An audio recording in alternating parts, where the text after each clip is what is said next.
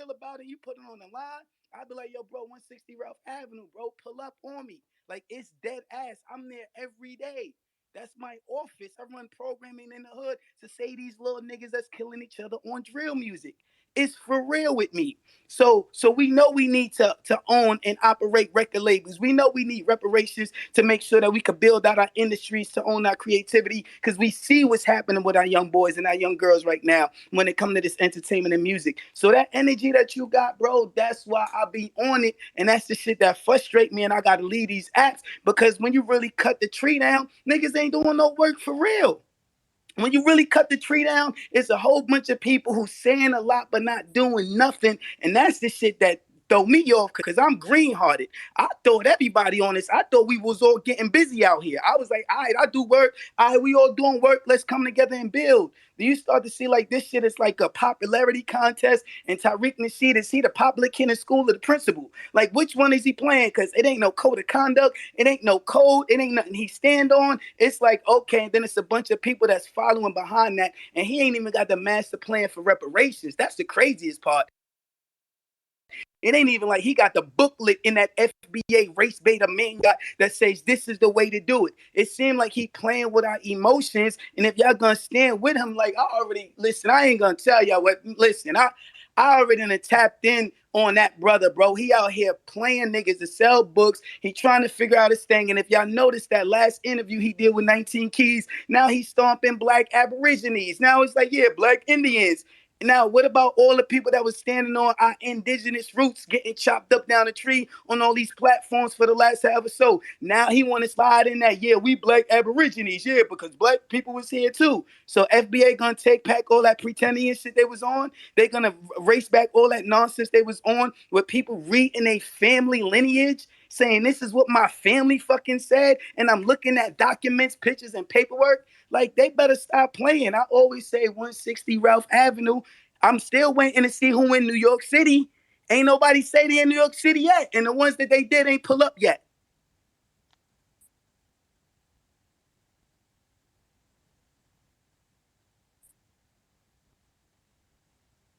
Man, it's up and it's stuck. Yeah, man.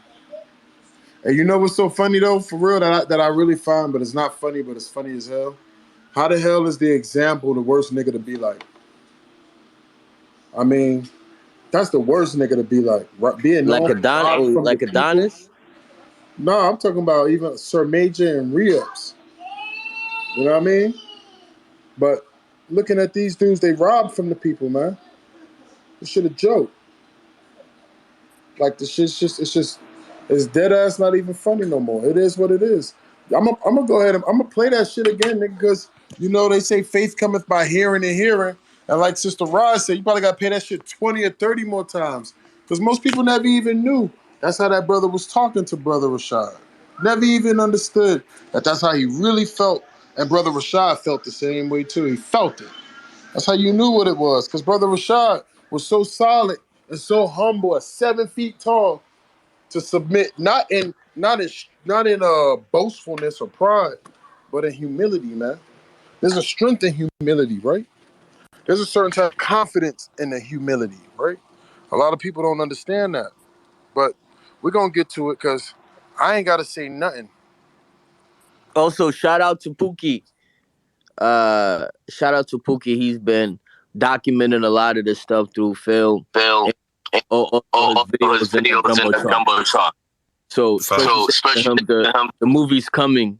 The movie's coming. That's going to be a big thing for us. It's going to show a lot of the things that we spoke about and the things we marched and stomped for during that day. He's in the audience listening, but the actual footage of the whole entire event is going to drop pretty soon, and I hope and we're all going to do a space about it so we get all actually come together with Rashad that day. And we're all gonna do a space about it to make sure everybody knows this is what we're doing, and put that film out. Giving you guys a heads up. Shout out to Pookie. Thanks. I don't know if he's getting paid for this stuff, but the work and the way he flexed that film, that trailer right there, that was phenomenal work. That was great quality for just a grassroots filmmaker to step up and actually provide that production for the family. Thank you, Pookie. So that means that we got enough. Absolutely. So that means that we got enough with the people that we got. We don't need to go and look for other non-American Negroes, non-American freedmen people. We don't need to look no further. We got all of the solutions between us. We just got people dividing us up so that way we don't even sit down and come to a terms of where we can be able to build with one another. But you know what? You'll know a tree by its fruit, so do shout out to Brother Pookie. But this that receipt, though, for those who might have missed it. The Tethers are very upset about the upcoming reparations rally. They've been speaking down on it. Let's break some stuff down. So as we know, we were planning a reparations rally for the weekend of October 15th. We were getting a lot of runarounds. And then suddenly there was somebody else who popped up and they had a reparations rally scheduled the same weekend. And a lot of people were questioning what was going on with that. Now, the Rashad brother, and again, I don't know that brother, he sent out a tweet early, I think it was early this morning, kind of a little bit hostile. Like, hey, how come we ain't working together? Why are we trying to undermine his rally? I'm like, what? The brother's like, why are we trying to undermine his rally? Really? How are we trying to undermine your rally? And we've been planning this for months. We've been planning this. We've been planning the rally for months. And everybody knew the weekend we were doing it on. So how are we trying to undermine his rally? Because what we're doing now, we got on top of everything and we rescheduled for November 5th. We're getting everything in order for November 5th. So now the Tethers are very upset about that. They were very celebratory when they found out that this new guy was basically doing the rally on the same date that we planned. All the Tethers were really celebrating. All of the Democratic shields, they were like, yeah, nigga, they were on that type of thing. I'm like, was this orchestrated? What was this about? They were very celebratory. They were making Twitter spaces, high-fiving each other. I'm like, what the hell is that about? Coming up with bad faith arguments, talking about we didn't properly send the right paperwork. I told people about giving receipts to some Tethers because if your argument is in bad faith, no matter how many receipts you bring, the goalpost is always going to be moved. We posted receipts showing that we were corresponding, and I did it reluctantly. I already knew if I post receipts, they're just going to move the goalpost, and come up with another Tether bad faith argument. So now they're like, well, you sent it to the wrong email, whatever. They're going to keep moving the goalposts. Again, I'm not going to post all the emails we sent. We sent dozens of emails, and we were corresponding with different people. So we were in correspondence with some people, and we were still getting a lot of runaround. So that's neither here nor there. The bottom line, ladies and gentlemen, we are on the right track because we got some of the right people involved, some thorough people involved who specializes because they saw the dilemma we were in, and they're like, hey, wait a minute, no, Tariq, we got you. We work for a company. All we do is specialize in expediting permits. So we got you, brother. So we got some heavyweights involved, and things are moving along fine for the 5th. All right? So looks like it's going to go down on the 5th. I don't want to hear nobody crying foul now as if we undermined anybody. We've been planning a rally. In fact, we had to move our joint back. So we don't owe nobody any explanation. We don't. There's a real weird energy out here. Who are these people? What is this all about? Who are these people? Let's get some of the family to chime in. We got a lot of folks in here. So you already heard that first part. Let's get the second part that I'm about to play. It's going to go ahead and be a spot right before. I see you down there, dear.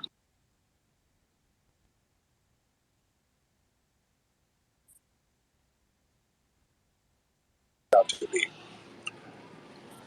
Crying to me, don't Alpha hop on, sir. Yes, indeed. What's going on? So you're going to hear Black Alpha describe the reparations event. That's reparations for all of us. And then you're going to hear from Brother Rashad after Black Alpha.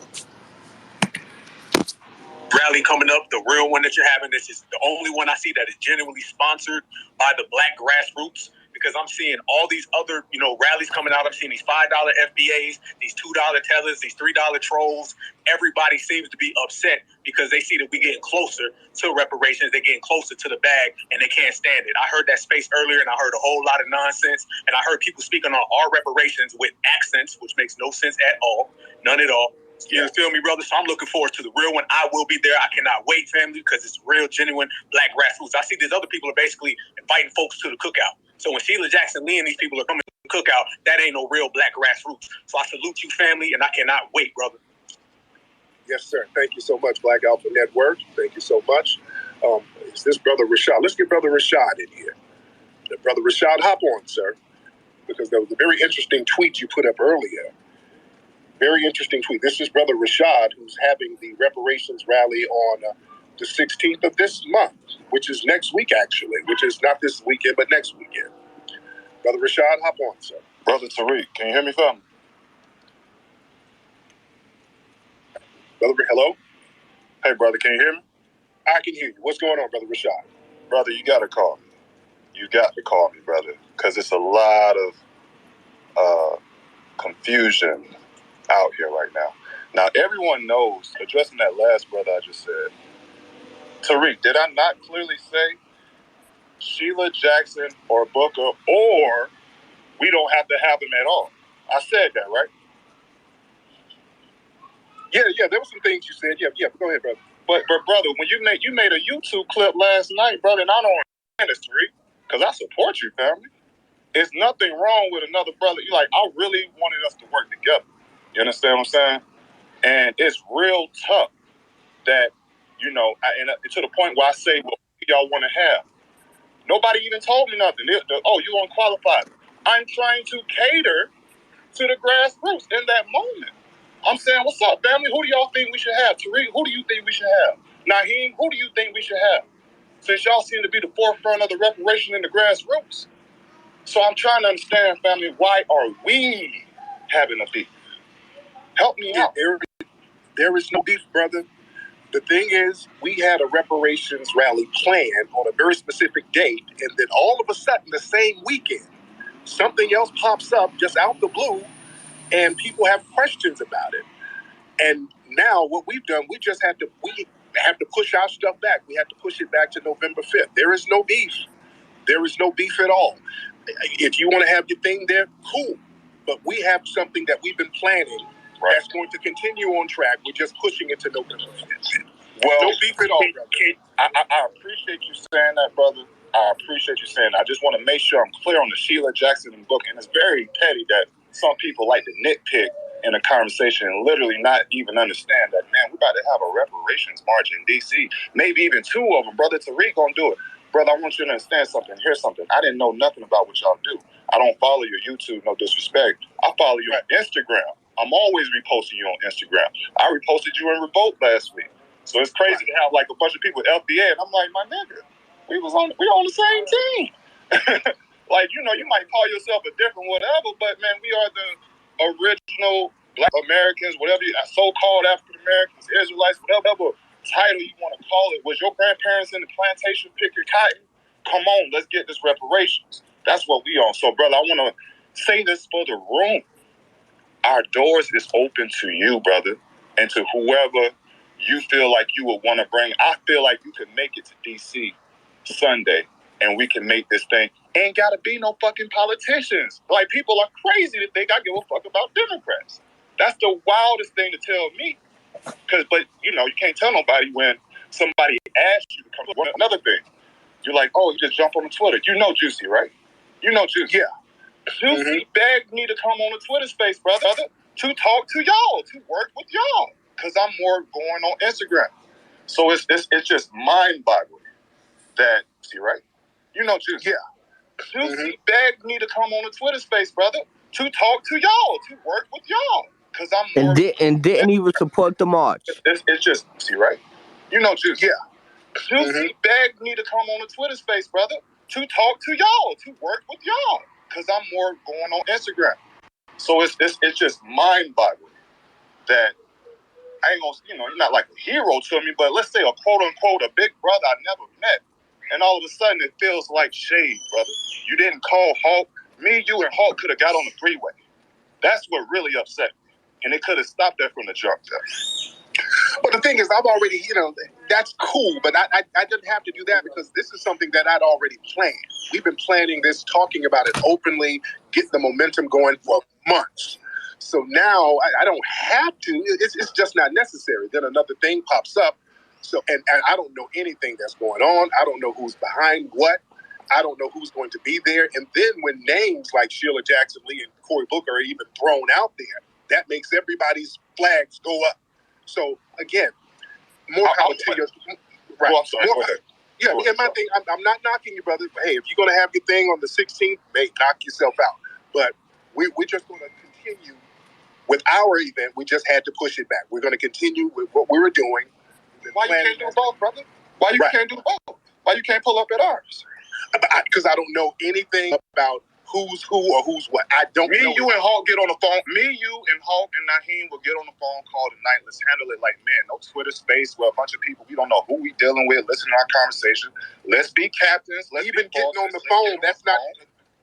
We can't talk? Okay. We can't talk on the phone? Okay.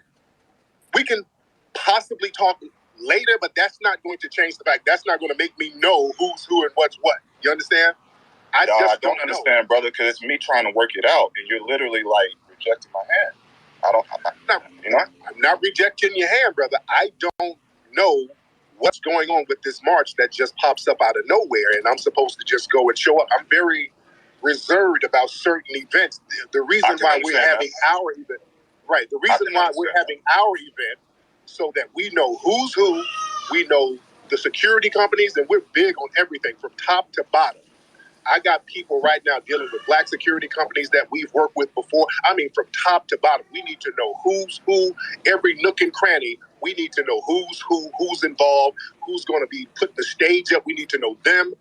We can't have any type of flaws or mistakes or be dark about anything as far as this event because it's a very pivotal event.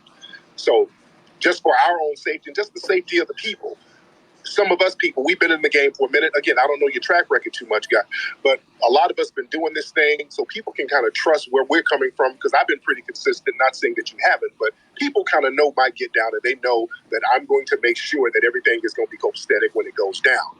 So I can't really co-sign anything that I don't really know, just for my safety and the safety of the audience and the people who are going to come. So I have to keep all of that in mind. But Hawk is my guy. Let's be clear. I love Hawk Newsom. Hawk Newsom is my brother. Juicy, that's my girl. So you do have some thorough people around you. So we can sit down and chop it up. We can do that.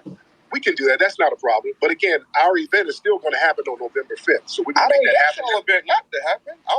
We could push reparations every weekend. I'm down with that. Like, it is no competition with the National Reparations League. I don't know who said it was. We want to work with people, and we ain't no damn Democrats. We don't play no games throwing shade and salt because we working hard just like I'm sure y'all working hard. It would be a shame for you to have an event and then you come on YouTube or something and then you see another black leader like maybe, I don't know, randomly like a 19 Keys or Dr. Claude Anderson throwing shade on it. Then you're like, damn, like call me first. You would feel some type of way. So I just, as a brother who has... No, and I was giving a general consensus of what the public is saying. A lot of people are listening to these spaces. It's not me. I'm just kind of giving you a pulse of how a lot of people are feeling when they hear these spaces and they hear how everything is being explained. You got to kind of read the room. A lot of people are like, oh, no. It's not just me. A lot of people are very skeptical about the October 16th situation. And you got to really talk to the people. I mean, you really talk to the people because that's only in Twitter, though, family. I'm on Instagram. My people showing up. Like, it's the only speculation is right here in Twitter. It wasn't no problem until I got a video at 3 o'clock in the morning, and it was you saying that we got the permit overnight. That was false, brother. It took us a long time that we posted emails. Everybody know about the emails. We had to show that. You said it was backed by Democrats. Well, brother, that was false. We ain't backed by no damn Democrats. And then you said that basically like we trying to sabotage y'all movement. Brother, I didn't know y'all was having it. And nor did I choose the date, as we already talked about. So, family, I just want to move forward. There ain't no problems with me and you. Ain't no problem with the FBA, the National Reparation League. Can we agree on that? Yeah, I don't have a problem with you, brother. at all. I don't have a problem with you. And we can chop it up a little later. We'll chop it up. You and I. Yeah, call man. Reach out to me, bro. I'm in your Instagram. I don't know what to say. Like, how do I get in contact with Tariq? You know what I'm saying? Like, I done tried to reach out to you, brother. So we'll chop it up. Let's work it out. Let's work it out. Thank you so much, brother. All right. Like I don't have a problem with the brother. Do not have a problem with him. But there is skepticism. Some people don't know what this is about. They don't know they don't know anything about my brother's reparation league. You know, when you have a lot of stuff that just seemingly pops up and people don't know about it, they're naturally going to have questions about it. All right. Let's get some other people in here. So, I just want to know by a show of thumbs up, was that love from Brother Rashad to Tariq? Did Brother Rashad show love to Tariq? Thumbs up or thumbs down? Thumbs up if Brother Rashad showed love. Thumbs down if Brother Rashad didn't show love. So, yeah, everybody in the listener, all of y'all in here, did Brother Rashad show love to Tariq? Thumbs up or thumbs down? There's another part to this. So if you could thumbs up or thumbs down, that would be greatly appreciated, because there's going to be another question to you posed as well. All right, appreciate that. All right, Turtle Island says Rashad didn't show no love. Okay, so all right, that's one thumbs down. I'll acknowledge them. Okay, cool. So now I need a thumb up if Tariq showed love to Rashad, or a thumbs down if Tariq showed bad or negative or no love to Rashad.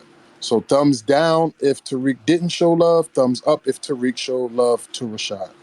Just to hear it. So if he showed love to Rashad, if Tariq showed love to Rashad, thumbs up. If Tariq did not show love to Rashad, thumbs down. If Tariq showed love to Rashad, thumbs up. And if Tariq did not show love to Rashad, thumbs down. Okay, so looking around the room, let's say Tariq showed love. Okay. Let me go down, looking at it. Okay. At the end. Thumbs down. Thumbs down, thumbs down, thumbs Well, down. in the Okay, beginning so he did it, but in the end he did. At so the very end he did. so the thing about it is everybody look up and down the room, blessed. I think they still talking to you. Did Tariq show love? Thumbs up, or did Tariq not show love? Damn. Thumbs down. Because you could believe what you believe, blessed, but look up and down and look at what the family say. They'll talk to you. Sheesh.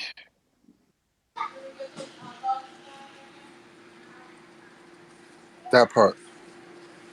Sonny, it's on you. Just for y'all who didn't know about that receipt, yeah, Brother Rashad felt like that. Yeah, and I mean, you know, you can hear it in the brother voice. Brother Rashad is definitely a genuine, person. So, he came in there, bearing gifts, and he extended his hand, and it wasn't reciprocated. It is what it is. He faced all types of criticism, and let's just keep this all the way a buck, family. This whole situation has just taught us that we need our own media outlets. I know we got this thing in this narrative where we run with we call people quote unquote the new black media. All this shit is bias. It's not real professional journalism work. It's not. It's people are affiliated and they have their own sectors that they are loyal to. Jason Black and Professor Black Truth, they B1. So whatever news is B1, if you slide it across their desk, they're gonna report on it. If you B1, they're going pick yours first. If you FBA, Tariq going report your story first. None of these people who do new black media are specifically going off if you of the lineage. If you just a black American, you know what I mean. They not. They don't. And the professional, because I was going to go to school for journalism. So the professionalism when it comes to being any type of media outlet, it's just not there. It's not.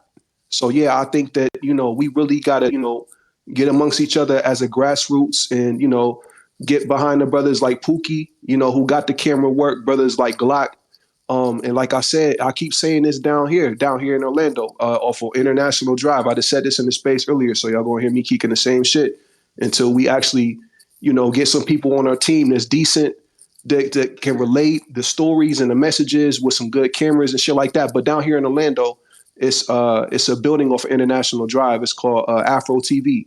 This shit dope as hell. It's a television station. And this African company used to have it. They used to have their own African news channel and stuff like that. I don't think that it's there no more because last time I drove past it, it's been empty for a few different times. I've been driving up and down that street. But inside this big ass building, they have one room is set up like a late night TV show. So it has like the desk and it has like a few chairs and it has like seats for people to be in the audience and different cameras and stuff like that, like some David Letterman, Jay Leno, Arsenio Hall type stuff. Then in another room they have a news anchor, and then in another room they have like a space where you could perform. It's like a big sound stage. With people, that could watch performances and stuff like that. They have a green screen room. They got this shit laid out. It's the works. If you type it up in Google, like it's called Afro TV. It's down here in Orlando. But yeah, I think we need to have our own building like that where Yeah, they big as hell now. My mama be watching that channel.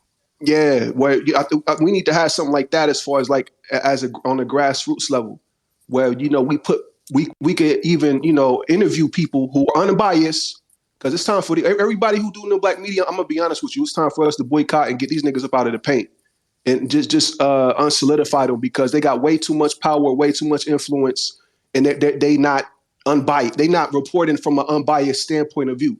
If you don't fuck with them, they going to make jokes. They going to clown you.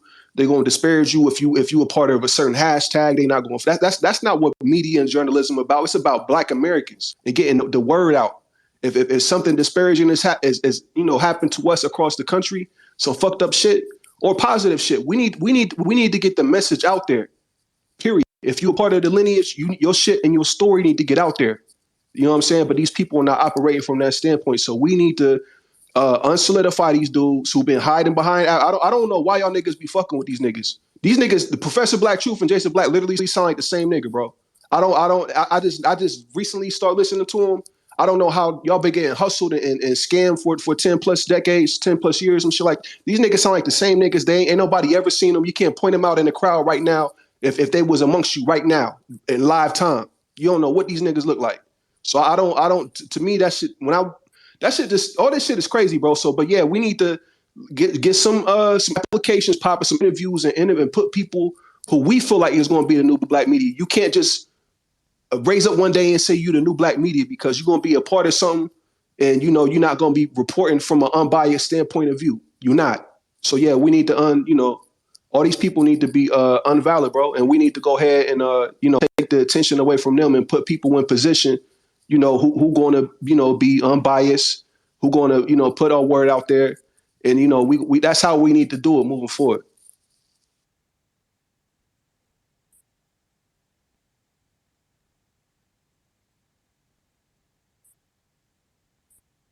That was beautiful, Brother Sonny, and I appreciate the solution on top of that. Yeah, we can't have undermining like that. That's too much power. You can't do that. Not when you're fighting against the soil like that. That's not ever cool. Brother Rashad is a big ass motherfucker. If anybody went to the pull up and I mean the rally and the march, you know how big Rashad is. All right, he's 7 foot man. All right, he's not a bitch. He's not trying to say no female. No, I'm talking about he not no little bitch. He not no rinky dink. He not no little scrawny nigga. No, he can knock your ass out. And he's humbly submitting himself to a man who has no regard for his humility. That's disrespect at the ultimate level. If you have honor, you know about how respect like that to that level with a man like Rashad to another man like Tariq is. He looked at him like a big uncle, so there was no malice at all to be inferred from him. Even if you didn't know him, you didn't feel a vibe of hate. So what made you so apprehensive? When you went over there to go talk to academics told me he paid for his own security when he had this little event that Yeah, meaning that when you went to go see him, it was only paid for security. You don't know that security company or how efficient they are. You don't know if they're gonna keep your life safe. So when you went to the march, just like a motherfucker going who a millionaire coming to our family reunion or something, motherfucker got their own private security. You could have hired private security if you were afraid. Hold up, I thought Security Tribe was talking about people who are afraid to come outside. Shout out to that. You was afraid to go outside. Meanwhile, we got old folks out there, men with their children out there. What's not safe? You with your people, if that's your people. You with your people, if that's your people. Yeah, we're gonna keep it rolling. Audio Cyrus and Empress. But yeah, that receipt is very telling. So don't ignore it. I might play it again later. Yeah, you could hear the insincerity in the reception of Brother Rashad that Tariq had. He wasn't taking the the greetings of peace, right? The olive branches. He wasn't taking the respectful tone to the level where it should go. It's men talk to men. We talking to each other right now, bro. And then we're going into the whole splaining about, well, I'm suspicious, and when he's spitting his suspicions about, and he's saying that he putting it on other people. Well, hey, it's not just me, man. It's other people. He can't name those people. And then when he starts talking about the security, and man, come on, bro. These are all weak excuses. He asked you a straight up question. Why couldn't we just work together? Why couldn't you call me? That has nothing to do with security. That has nothing to do, you know what I mean? So all is eschewings of, just like you said, being honorable shows you're being dishonorable. If somebody's honoring you. All right, get out of here. Get out of here, average. No, Come on, average. I want y'all to know that It's two steppers in here. that's FBA. Right, that's the average black guy. No, I want you. Hold on. No. This is a moment for 130 people to see. That's FBA. There's no seriousness in them. There's no honor in them. They get it from their leader. That's FBA.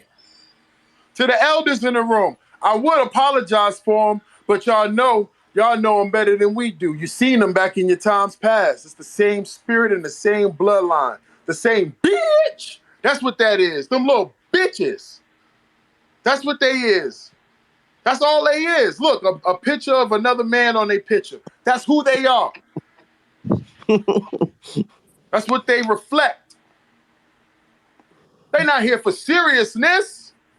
They can't raise their hand and write down things that they want to have as items and let the grown people decide whether we should listen to them for 5 to 7 minutes. No! These is the bitches that want to come in and sell you out. This the same type of bitch that told the police where Fred Hampton slept with his wife and his baby to come. This the same type of sellout bitch.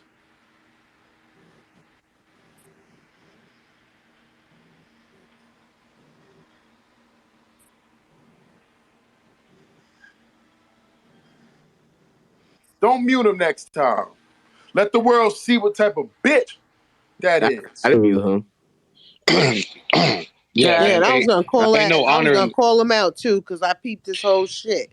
You know We sitting here. Shout out to Irie and Stepper, Ayon. Peace to the family. Peace like Real power and reparations. What's goody? So I wanted to step up here and say, I've been saying this all along. When you look up the word opportunist in the dictionary, you'll see Tariq's face along with numerous others. He is a straight opportunist. So I'm so happy that y'all calling him out. Keep running this shit back every night on their asses and pull and let the people know. Drop the receipts as you do. Because this is beyond ridiculous. Listen to how this man is calling Rashad's the thing you were doing. What the fuck? You know what it is, bro. You want to have a stage and I need to know what people who's gonna be there, man. You're trying to put on a show. Stop it, yo. If it's not about him making money, what's this way? Something like he's selling T-shirts or some shit on the website. Like, come on, bro. Stop playing with people.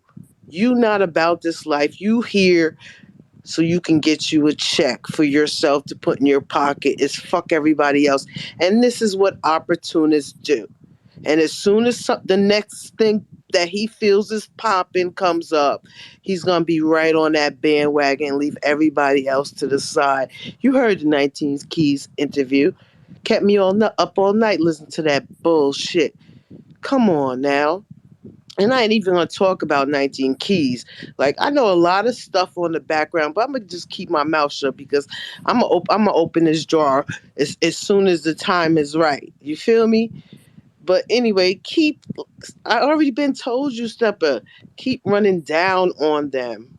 Bring them out. Bring them out. Bring them out. Cause it's not a game, and we're not going for this. It's reparations or else. And if you in the way, we mowing your ass down. We don't care who you are. FBA, ADOS, anybody. We running you down. You're not getting in the way of my grandbaby's check. You're not getting in the way of my grandbaby's check. I'm not playing that shit. It's not happening. But I love y'all. Keep it going. I'm in the building.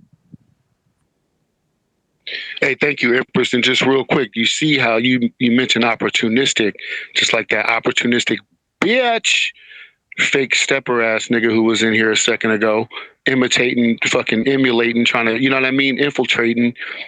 You know, in Man, the middle, fuck all y'all niggas. How y'all gonna remove me out the space the minute, and got my name the in the title? minute, Bitch ass nigga. I said honor. Hold on. I think we got the real bitch ass nigga in the space. He has Martin Luther King as his profile picture, by the way, with gold grills on. He has Martin Luther King, and he has gold grills on Martin Luther King. Um, I've seen those type of pictures before. Martin Luther King with a do rag. Some with their pants sagging. Some of them. I'm trying to make Martin Luther King look thuggish in a way because these are the same coons that make a mockery out of all of our ancestors and many of the different revolutionaries. When you niggas started making fun of the way we went out there to stomp for reparations, I knew you niggas was coons. So run. Run far. Run far as run. That's what you niggas is gonna be doing. Just like the fake ass stepper that came to the stage, he ran. That's the difference from me and these other niggas. I don't run. You niggas better run. As far as you can, nigga. Jumping in to say dumb shit, nothing constructive at all. These are children at this point, y'all. These are class clowns for real. These are class clowns. They worse than they ass clowns, bruh. They somebody else's ass clown too. You know what I mean? Get off that, man. That's why, hey, Tariq always say, hey, hop on. Hop on what? Nigga, I ain't hopping on shit. I'll speak. I'll unmute my mic. I ain't hopping on shit, bruh. Not the bandwagon and not any other thing we could say right now. Pause all that just off top before I even have to say something. Pause it all because we ain't on that. You know what I mean? And he had no respect for anybody else trying to do something that's equivalent, quote unquote, to what he's doing. How are you going to hit on somebody having something that's advocating for the same thing that you so-called say you advocating for? Just please explain that, bro. Because he's a hater and he wants all eyes on me. That's why, because he's a hater. He wants all eyes got to be on me. And that's an opportunist. They want all the attention. They want everything to be about them. They want to be the first. They want to do it now. They got to be on top. This is what they do. And that's what he is, straight like that. Yo, Irie, run that back with the Sisters with Reparations. Play that clip. You know, you got 134 people in there. Play that clip about the Sisters with the Reparations. Oh, about black women and do they deserve reparations or not, sister? Yes, sir. Yes, ma'am. I'll play that here in one moment. I think the real thing about it is this, and I'm gonna be quite frankly, is that these type of mindsets that he purveys he emplaces and imparts on other people, which make them pick up this rhetoric, and then they pick up these ideologies, which are counter to our community, counter to our women, counter to our children, counter to our men, counter to our endeavors to go ahead and build up and be seen in the world as a respectable people. It is counter to our honor. It's counter to our integrity. It's counter to our understanding that we have amongst each other, that I might not agree with you today. I might not even like you today. But tomorrow you might have my best interest in mind when it comes to our collective good. So I'll put all of those things today away for the better of tomorrow. See, they don't even have that foresight into knowing what the fuck this is going on. So you got dang all right, I'll play that receipt for you, sister. And whatever I got that's in my possessions to be a receipt for accountability, I will always provide. Because it's facts over feelings and it's accountability over everything. Hey, right before you play that, I just want to say this because you just explained something in plain English. You just explained neuro-linguistic programming. He's in the media. He's been in television, radio, all this sort of thing. He understands what neuro-linguistic programming is. When you repeat something, when you offer an idea, when you regurgitate it, when you repetition, he knows what he's doing. That's why some of us, we got to wash our mouth out sometimes when we say certain things, because we might slip and say FBA or tethered when we didn't mean. He put all these words in people's in the vernacular and the lexicon and made it convenient to use these shortcut terms through repetition, through exploitation of the psyche. You know what I mean? So I just wanted to add that tidbit, man. It's NLP all day, bro, and he knows what he's doing. You know what I mean? It's Nasheed linguistic programming at this point. Hey, son, could you share that information in regards to that news station? You said you're currently located in Orlando? Yeah, I'm down here in Orlando. Let me Google it. You want me to Google it and then I'll tweet it and I'll put it up in the Jumbotron. Yeah, if you don't mind, I appreciate it. Thank you, family. I'll play this receipt right here. And then, Brother Charles, you know what? You can go before Empress is going to want to respond. It's her receipt request. Yeah, I know you are talking about Tariq being a very opportunist, but I look at him also as missing some opportunities. I mean, like, for example, at the recent Revolt Summit in Atlanta, he had an opportunity to praise the nationwide protest by Secure the Tribe, and he didn't. While he was in Atlanta, he had a chance to go to a real reparations summit with Sandy Darity and be a part of that, but he didn't go there. And in terms of not working with Rashad Singleton, Ty Harper and Lord Abba at the recent October 16th march and rally in D.C., another missed opportunity. So, I mean, yeah, he's an opportunist, but he also missed some opportunities to connect with Black people, and he didn't do it. Also, I think at that march on October 16th, there was the Freedmen were out there, and they were passing out brochures and pamphlets on By the People Media. So you might want to reach out to Roz or to Kelly, ask them about that. But that's a media production group right here in the DMV, and I land there. Yeah, but Brother Charles, he's going to miss out on those opportunities because there's no check for him in it. That's why he don't want to be a part of anything where he's not putting a check in his pocket. And that's what it is, point blank. Like, I've personally dealt with Tariq. I already know what's up. So it's so laughable to sit here and listen to that he's still doing this shit. 6-7 years later, you're still doing the same exact thing. Like, come on, everybody is onto you. And the play that he gets on here, he don't get this play on Instagram. He don't get this play on Facebook. People are already on to him and know what's up. So run his ass down. Run all of them down, period.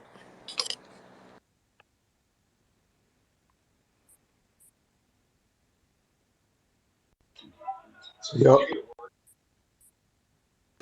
All right, here we go. All right, so let's get into some games. What do I think about slavery reparations? yeah, there should be reparations, but there's a way that we need to do it because black folks, as a whole, mentally will fuck up any kind of money that's given directly. There has to be some type of structure to it. If you start giving niggas, let's say every black person in America will get $10,000 next month in January, that niggas will be broke again on January 15th. It has to be organized. You cannot give niggas money right now. They'll fuck it right back up. They'll give it right back to everybody else. Going by June, shit. It'll be gone by in 15 days. Just like lottery, exactly. Just like lottery winners. Most lottery winners, they go broke in 5 years. Just like that Dave Chappelle comedy skit. That's what messed that money up. What they need to do as far as reparations, they should have, it should be a designated plot of land or somewhere in middle America, somewhere where there's good fertile land that should be given, that should be tax-free, that should be to male-headed households. That's my suggestion. They should get a plot of land somewhere where there's very fertile ground, fertile land, and it cannot be settled unless it's a male, a black male who's the head of the household. We can't have no single mothers on that motherfucker. See, if we implement something like that, it would have to be, it would almost get into like almost sexism, but it's not, man. We can't have that single mother shit. We got too many broken homes, and a lot of these single mothers are not held accountable. It's just too much bullshit going on in the hood, and it's a direct result of all these single mothers. See what I mean? To all the FBA black women, y'all should feel a certain kind of way about that. If that's not sexist shit right there, I don't know what is. This dude said single mothers should not receive reparations. He also said that black people would take the money and spend it, you know what I'm saying, in 30 days, well, 15 days. If y'all don't see the contradictions that this dude puts out, now he's on some shit like everybody need money, you know what I'm saying? Everybody needs the money, needs the tangible things, you know what I'm saying? But he's saying right there that pretty much black people will fuck it up, you know what I'm saying? And definitely not single mothers shouldn't receive it. So what y'all feel about that, man? Y'all jump in the comment section, like, comment, subscribe, and share. Let's run this up. One Coalition. Shout out to One Coalition for that receipt. Shout out to One Coalition for that receipt. I'll let the sister respond to that since she asked for it, and then we'll keep it rolling. Please, if you want to speak, come up here and raise your hand. But just for a show of hands to all the black women, whether you're single, married, what did you think about that? Was that a good statement? Do you agree with that statement? Thumbs up. And do you disagree with that statement? Thumbs down. Do the black women agree with black women should not get reparations? Or do you thumbs down it and say you don't agree with that statement that black women shouldn't get it, meaning they should get it? So I know it sounds confusing, but do you agree with Tariq saying that black women should not get it? Thumbs up. Or do you disagree with Tariq saying that black women should not get it? Thumbs down. Okay, cool. There they go. I knew the people was paying attention. I know y'all probably sleeping, but yeah. That sister requested that. Sister Empress, would you like to speak on that? I mean, like, listen, regardless of what and how and where and when and why we're going to spend the money, it's still owed. I don't give a fuck what you do with your money. You know what I'm saying? That's your money. Do whatever you want to do with it. Who the fuck is this nigga to tell somebody, oh, we can't get it right now because we got to spend it in 15 days? Nigga, shut the fuck up. I'm going to get my money and do whatever the fuck I want to do with it. Fuck out of here. That's number one. And I was a single mother before I was a married woman. So I highly take offense to that. Fuck you, Tariq. And I hope you listen in your troll account and any of your little trolls go back. Fuck you. Right? Seriously.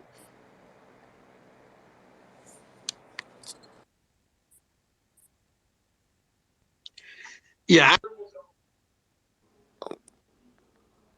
Oh, sorry about that. I did that. I just wanted y'all. No, I did it. Oh. started to marinate. That was a black woman telling him straight up how she felt. I wanted that to marinate so many times because a black woman talk hard. We need to move on. Nah, we don't. It's up and it's stuck. The sister said, fuck you. She meant that shit. So I just wanted that moment to ride. Thank you for that, Sister Empress. Brother Charles, I'm sure he understands. But we had to yield to the sister's wise words because they were so impactful. It's up and it's stuck in the New York accent. Fuck that nigga.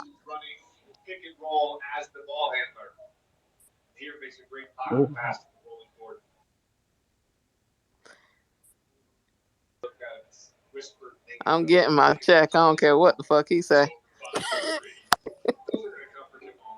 Who is he? The nigga at the nigga at the DMV who ain't gonna let you get your license? Like, he the nigga. Hold on, it's on Mr. Charles now. Slow y'all roll now. Y'all niggas getting beside yourself. Raise your hand if you would like to speak. This is on you, Mr. Charles. Thank you for that, Sister Empress. Just because we're having a moment of silence don't mean there's a moment for niggas to start speaking everywhere.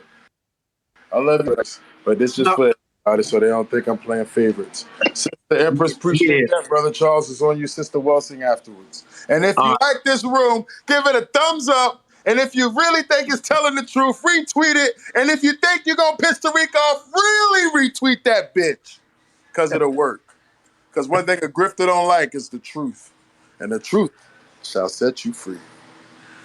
Go ahead, Mr. Charles.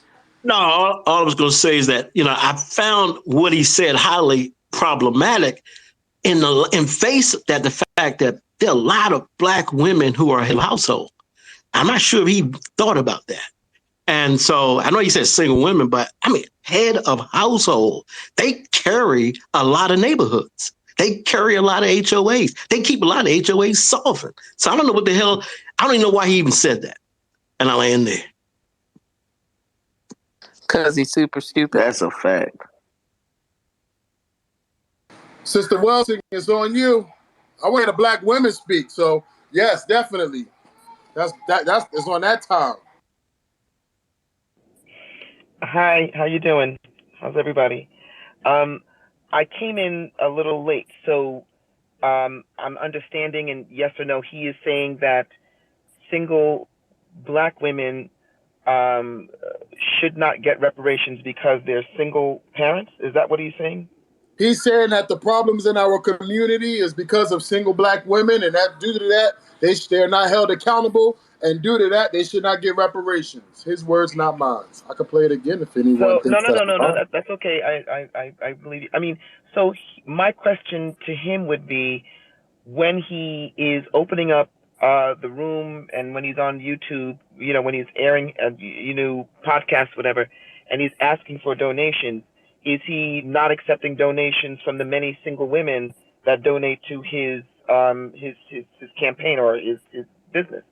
Because he asks, but he doesn't distinguish from whom he should not get money from. So I mean, like I don't understand his reasoning behind that. And I don't understand why a single black mother is a problem, because she didn't impregnate herself. Okay?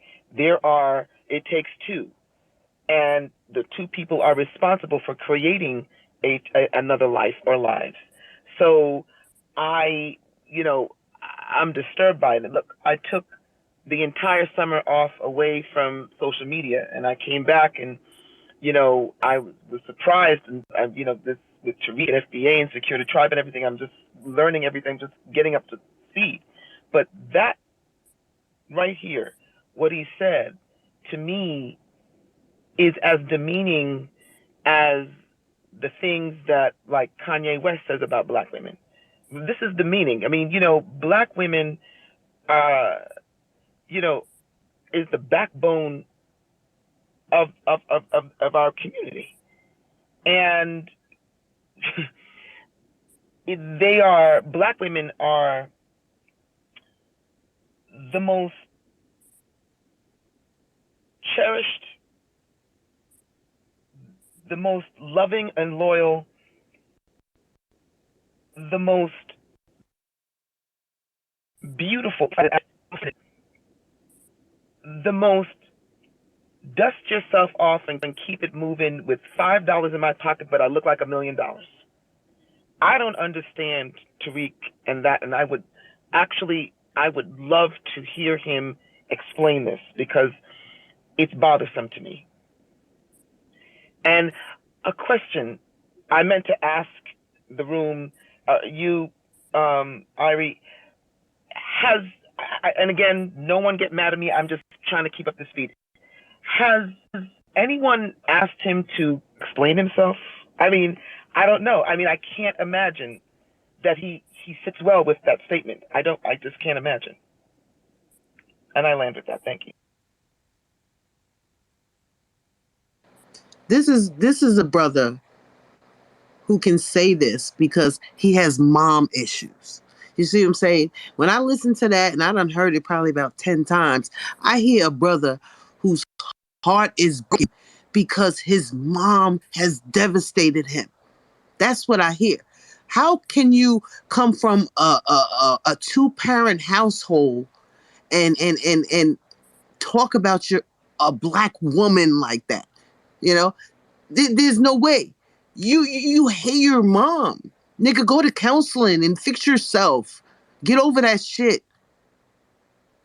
Every black woman on this planet didn't do you like that. That's what I hear when I hear him talking in that video. I want to see this nigga. But he's not going to answer the question, sis. He's not going to. Any question put forth to him ever in any space that I've ever heard of on any YouTube, he's never answered any question that called account to his words, his behavior, his actions. He's not going, he's dipping and dodging all the time. This is what he does. Fuck that nigga. May I answer, Empress, real quick? Oh, absolutely. Yes, ma'am. It's just so painful for me to hear him say this. And, you know, the skeptic in me would say, okay, maybe this was taken out of context, but it wasn't. And what it does for black women, once again, you see, I was just saying in another room, my father has been dead since 1993, but there's things that he, being a very wise man, has resonated with me as I've gotten older and experiencing this world. And my father always said, as a black man himself, the biggest mistake a black man can do is disrespect, demean, abuse black women. He always stood on his square that any black man that mistreats another black woman, whether they're tethered to them through marriage or some kind of interrelationship, or just in general, just being in a black woman's presence. My father always said, when you start demeaning black women, nothing good's going to come to you. You see, like with Kanye West, the things that he has said about black women, you know, he has a platform. He's been putting down black women in the black community. He talked about, I think his demise started really when he started talking about, you know, slavery was a choice for the enslaved because, you know, for 400 years. The shit started, you know, going downward for him. The black men have to understand that when you have a platform like a Tariq or, you know, and you say those things, what groundwork are you creating now for anyone else to come up on a black woman and say anything because of what he said? You see, like with Kanye West, the shit that he has talked about us, as a single black woman, I feel like I gotta have my neck on a swivel because I've seen a heightened rate of attacks on black women now from particularly white men because of the greasy shit that our men have said about us or treated us, things of that nature. And so, you know, with Tariq, I would love to hear from him about this statement, you know, because I don't know of any other race of women more powerful than black women and forgiving than black women. So, Empress, I just, it's disturbing to me, as well as it is to you. And it's just, I would love to hear from this man. And as he has a wife and whatever is going on with his mother, what I don't know, but none of that matters. You don't shit on black women and expect karma to keep their hands on your head and guide you in the right direction.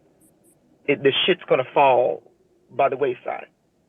When I think about, you expect to go to heaven, but what's going to be behind that pearly gates is like a Harriet Tubman and an Ida B. Wells and a Callie House. Pistol whip your motherfucking ass back to hell for all that shit you talking about black women.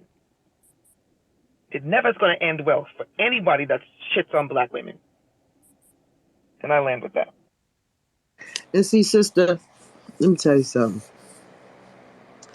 I was a single mother before I got married. My son is 29 years old, went to college, he's a pharmacist. I have a 24-year-old daughter with 3 children and she's married. I got an 18-year-old who just graduated high school, has been working full-time since she's 16 years old, has had 3 businesses, and is currently in the process of getting her real estate license. I adopted my brother's child when he was 9 months old, born on every drug you can imagine, bipolar and ADHD. And he's 14 years old and has been on the honor roll list since he was in kindergarten. His end of year grades have beat the state, the county, and the school district. And I did all of this by myself as a single mom with 2 cats and 2 dogs. So don't fucking come to me and tell me that single moms ain't shit and we ain't doing shit and we ain't doing nothing. We out here and we doing the damn thing in every way that we possibly can. Seriously. I'm working a full-time job and a part-time job right now so I can pay for 2 car notes, so I can make sure that my daughters have a way to get to work and take care of their families and do what they got to do. Holding it down, seriously. So don't come to me and tell me that single black mothers don't deserve reparations because there's a man in the house. My husband is awake. He punched him in his face. What is you talking about? We holds it down. Period. Across the board. So I would love for him to explain himself. But to be honest with you, my love, I don't believe that he will because he never has. So as I will continue to say, fuck that nigga.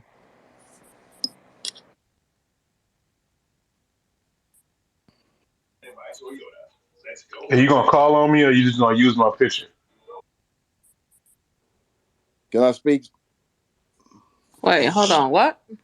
Can I say something? I've been having my You hand up. got okay. Well, be patient. Yeah, go. We're Yeah, talking. yeah. Go ahead.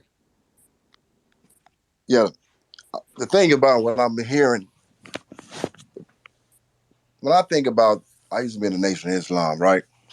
And the one thing that I remember that Elijah Muhammad said, Honorable Elijah Muhammad said was, our nation won't rise as high as this woman. I think what he mean was that when you look at Tariq and you think about the things he have said in the past, 'cause I was wondering how old that tape is. Because I think I was listening to that. That's like a couple of months ago. Maybe it was last year or something. But I think that's pretty old. Because now he kind of recant that and he's not on that no more. He feel like everybody should get it. And what receipt do you have to prove that? You can look What, at the picture and see that. what receipt do I? What are you talking about? A picture? If you look at the video, you can see how old it is. At the time when that video came out, everyone probably that's on this Twitter space probably believed the Democrats had their best interests No, in no, I'm mind. not asking about that. You said he's not on that no more. Do you have any proof of that? Well, I I'm didn't pretty. say that. Well, I'm sure that. Well, I've heard a lot of his videos lately. He's not on that. I haven't heard him on that. And I, how do you I, know he's not on that anymore? Did he retract the statement? say what? Did he retract that statement and apologize? Well, we're gonna have to. Well, next time we have a open line, open space, I'm gonna ask him that question to find. So far you don't have no proof of him apologizing, but you assume that he's not backing that statement. Well, he got to stand on that himself, right? I just don't believe that he feel Yeah, like. but you're standing on it for him. You're saying that he's, it was old, as if it doesn't matter anymore. Yeah, I heard it. I heard that video. I heard it. And I'm like, I don't agree with everything that Tariq say. But I still ride with him. I fuck with him because during the pandemic, when I first started listening to YouTube, I used to listen to him, Jason Black, Professor Black True, and they put me on that path. I'm hearing about FBA, and I'm like, okay, eh. and but I don't look at him like he just really degrading women like that. I don't. When you look at a lot of videos during the pandemic, all I saw was twerking, and the fruit don't. Yeah, you're gonna get the fuck off my stage. We ain't playing with y'all today. Goodbye. Get off my stage. Hey, Omar Det, I'm gonna tell you this. Matter of fact, it's on you right now. It's on you before I decide what's gonna happen to you as well. Messed around and stepped into the octagon. He forgot to No, mention that. it's no big deal. But I know he just gonna mute after I say something. They try and say No something, and way, we won't. I'm gonna throw up the I'm pieces, gonna, and I'm I'm gonna gonna give you leave. a minute. I'm gonna give you a full 90 seconds, a minute and a half, right now. It's on you. Okay, it's just amazing that you guys thought that Tariq was your Malcolm X or your Martin Luther King. But as far as like the biggest picture, the big picture is the mentality that you guys are displaying. It's the same mentality. Like say, for instance, is the reason why we can't really have black corner stores in the neighborhood. Or if you do open up a black-owned business in the neighborhood, whatever car you pull up to, whatever car you have, when you open it, you don't have to keep that car the entire time. Because as soon as you show up with something new or show any sign of progress, you guys gonna do the same thing you're doing right now, and there won't be no patriotism, no patriot. You guys won't business. You guys are just congregate and conspire to tear something down. Because it all boils down to money. But I can't really blame y'all because of the oppression that everyone under. So it's a poverty thing. But it seems like you guys would know about this. But it's obvious that you guys don't. That's it. I don't have anything else to say. And I'm an entrepreneur and I'm from New Orleans and I live in areas and I've seen black businesses fall and I know about this mentality that's on display right now. And it's the same mentality that'll walk by black owned business and go to an Arab or Vietnamese business. Yeah, but the Vietnamese or whatever the fuck their name is, they don't say disparaging things about their people. Other Chinese people, if they say disparaging things about their people, they're probably gonna be out Hold of. on, Stepper. He had 30 seconds left. Let him Oh, have my the fault. Go time. ahead. He got 90 seconds, 30 seconds left. Let's go. I I think don't he want to say already said he nobody landed. interrupted him. Yeah, where he at? Oh, he ran. All you do with a narcissist, bro, you give them the mic. With a narcissist, you give them everything they hearts desire. You let them see and let them show the people exactly what type of character they are and what type of conversation they're gonna have. Again, it's been jokes. Have y'all been impressed, family, by the FBA Discord? Thumbs up if you've been impressed, and thumbs down if you wasn't impressed by these FBAs coming in this room, having Discord against all these receipts. And now that we starting to say that he's talking bad against other black women, here they come. Here they come. They don't do this for their children. They don't do it for their wives. They do this for another man. And then we got this Mexican dude. This Mexican cat is crazy. It's really weird how this FBA thing is not even really turning into lineage. It's really turning into whiteness almost. Because you got so many dudes on the internet that are white, predominantly white, not biracial, but like these dudes are literally white. Mexican dudes claiming that they FBA. Foundational Black American. They might have one person, one great great grandparent like Adonis. This dude is Mexican. Mac Jew is a whole Mexican. He's in here. He's always in FBA saying, "Oh, FBA this and that," because he knows damn well if he was around some black folks that wouldn't be able to fly. So they have to use some acronyms that nobody knows about to explain what he think black is. You got so many Mexicans and so many white folks like this dude, Sir Minor, the FBI agent. There's a lot of funny business going on, and as you can tell, many of these people are with the FBA thing. Sister Roz and then Letitia. How you doing, brother the farmer, Irie?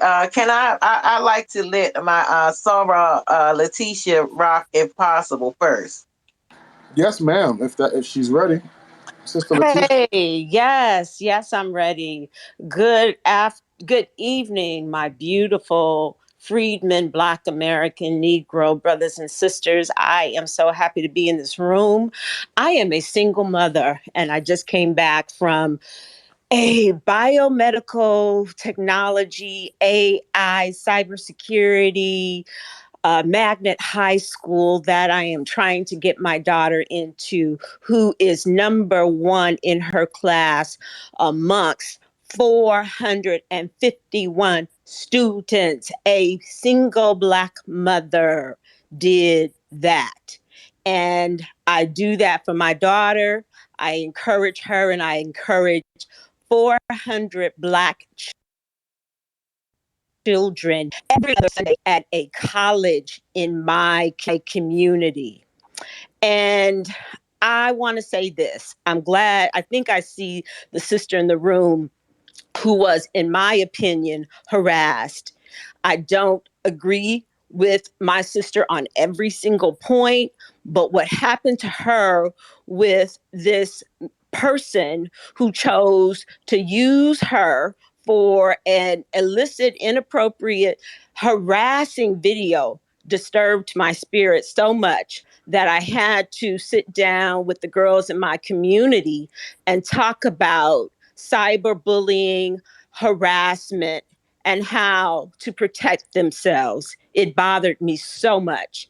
And my sister, I want to say that, in my opinion, that happened because that individual was threatened by your power, your speech, your ability to command people to do what he can't do.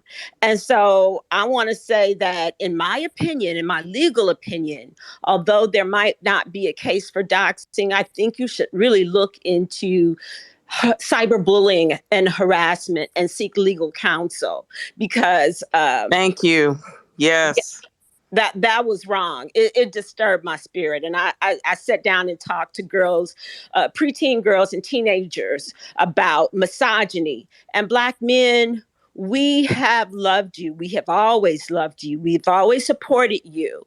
And what I am finding is that there's a segment of men on this app, on social media, who listen to an individual and become his a sickle and his minions, and they harass Black women, and it is disturbing. And I so appreciate Stepper and Irie and Black men in this space who don't tolerate it. And I'm just overjoyed that you all are finally dealing with this person.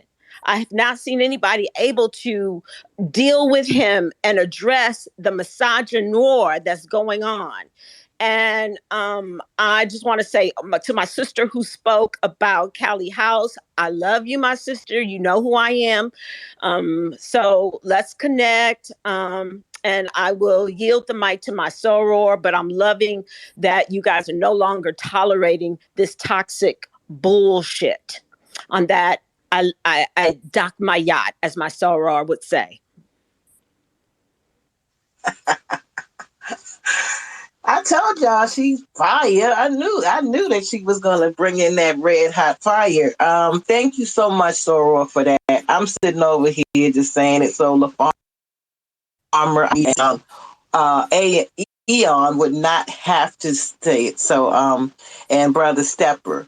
But yeah, family, it's amazing to me. And to the sister that has spoken earlier about wanting to hear him answer to it, we heard enough.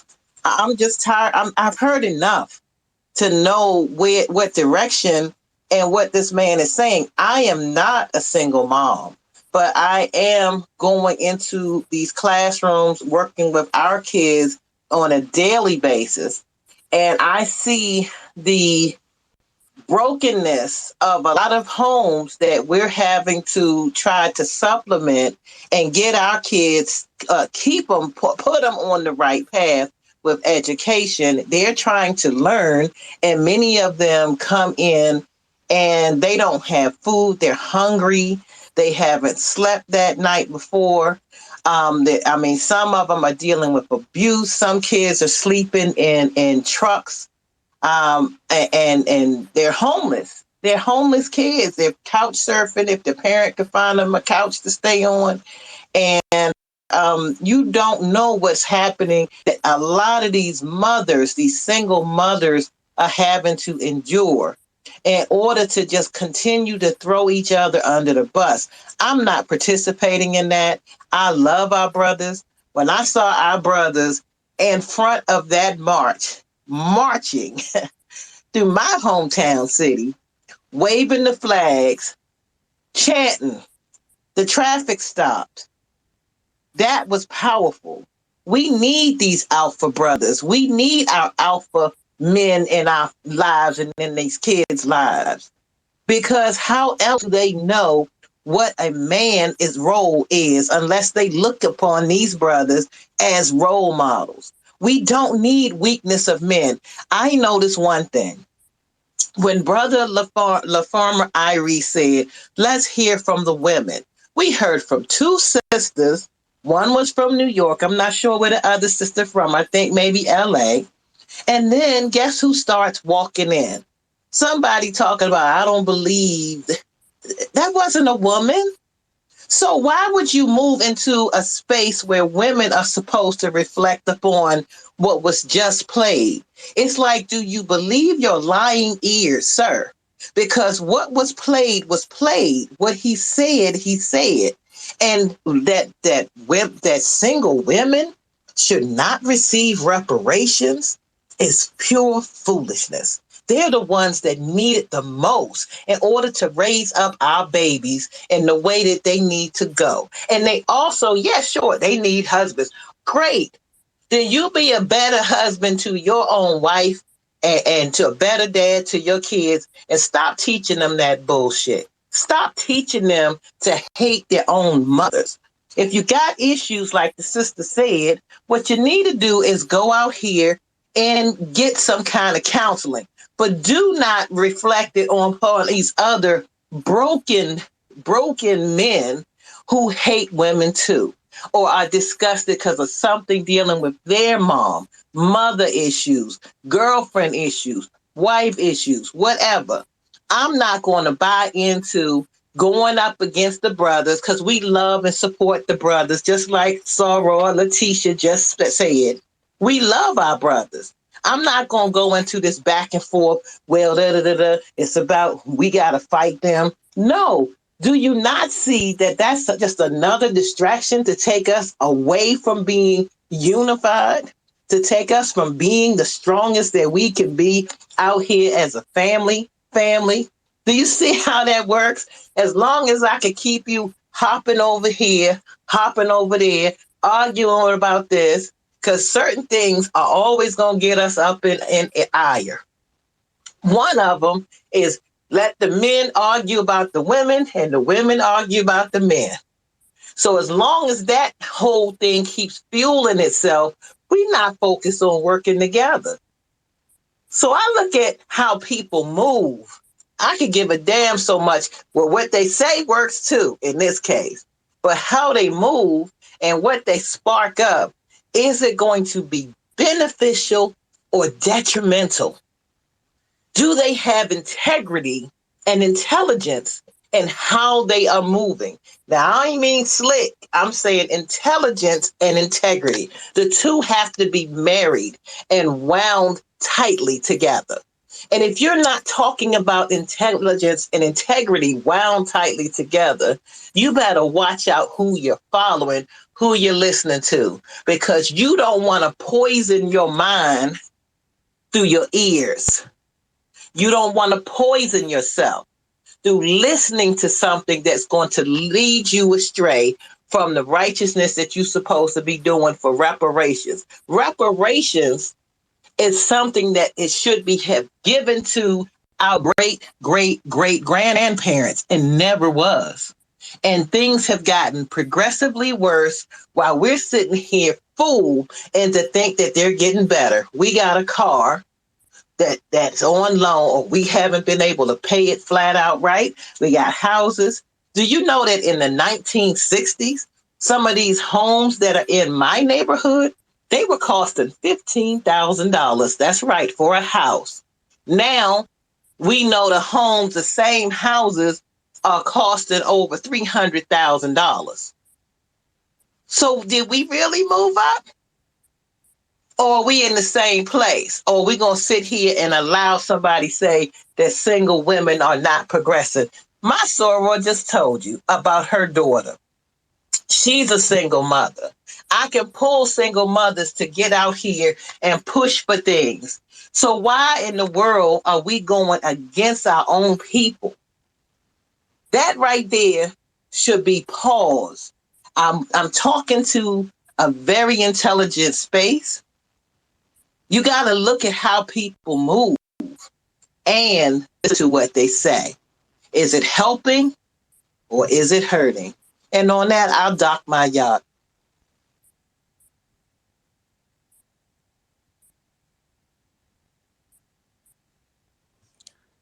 I just want to read this from Mr. Fuller's book, The United Independent Compensatory Code System Concept, on page 195. Uh, of course, this is area 8, sex. But on page 195, this particular part would probably cause havoc with Tariq, Jason Black, and the Kevin Samuels folks. Because not only does he make it clear in respective to black males, but he also put several things in here in regards to black females. But for black males, he states black females are not subject to black males.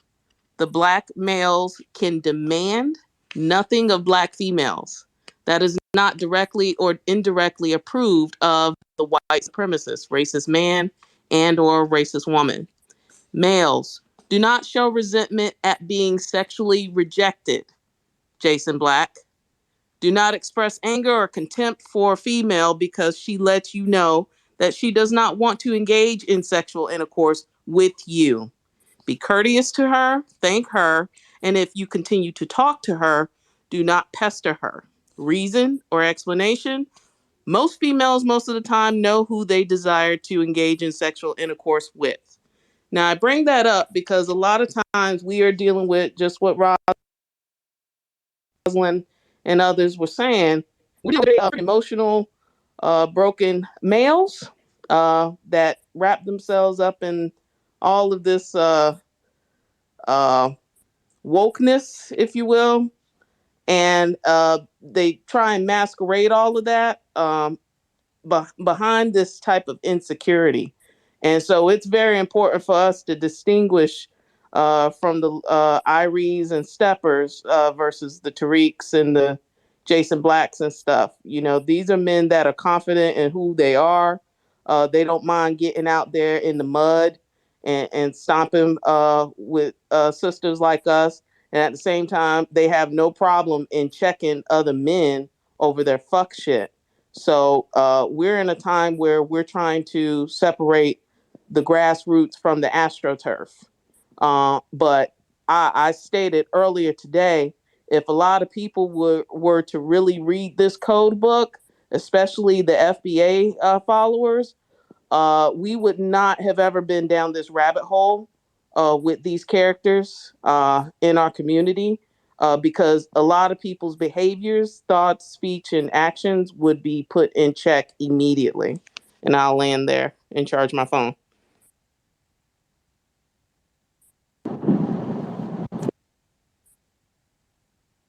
You know what, sis? You know what I did sometimes? Take because I have the book and the supplement also. Take screenshots of the page that you're speaking about and post them, and we I'll put it share in them the out. yeah, I'll put it in the Jumbotron. I had to post some other stuff too months back, but yeah, I'll post this. Y'all got me up late. I got to get up in 4 hours, but this We is stopping. fire. Yeah, no, this is what it is. Evanston, are you there? Hello? You talking to me? No, I said Evanston. Oh, okay. Yeah. Yes, I'm here. Can you hear me? Yes, ma'am. Yeah, go ahead. Well, I don't have much to say. I'm just sitting back and listening. I usually take a back seat and listen to all of you, younger folks, and I'm one of the mature folks that I hear a lot of talk. I have been listening off and on during the day about us older folks, and yes, we can't get out there on the front line and we can't run behind you and throw the Molotov cocktails and all that stuff. But we basically have a need too.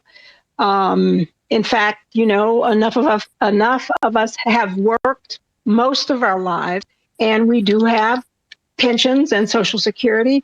But let me tell you, we don't have nearly what our white counterparts have. I don't have $1 million in savings.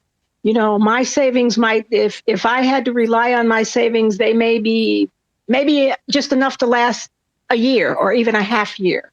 So I have felt the racial wealth gap, and I live it. And although I don't have to worry about eating every day and where I'm going to lay my head at, if something really severe happened to me or to my family, I would be down in the hole like the young folks that are having to work 2 and 3 jobs and stuff. So I just really want to let the young folks know that although we do have our Social Securities, and somebody said earlier today in one of the other spaces that we're the ones that'll go for the fish fry. We'll go to the fish fries and we'll think everything is settled. No, we know there are many of us that know it's not settled. And I look at my savings and I look at my accounts, and I know if anything tragic happened to me, that I wouldn't be out on the street, but I would be in the hole. And I have counterpart white people that I worked with for years. They have $1 million holdings, and we work the same jobs. That's what I'm trying to tell you. We work the same fucking jobs. They had mothers and fathers who gave them shit. Then what happens in the white families that have brought money forward for generations is that usually around 40 or 45 years old, those old people in the white family begin to die, and they start giving the houses. They start giving all their assets to the 40 and 45-year-olds. We didn't have that. My parents were poor. They didn't have houses to pass on to me. They didn't have big bank accounts. They didn't have money to send my children to college or anything like that. So don't be so hard on us Black old folks, because we see the racial income gap. We've lived it, and I look at it every day. And I rest my plane with that. But we're with you. We are very much with you, and we will educate your grandchildren. I educate my grandsons. I talk to them every day on a daily basis about what should be.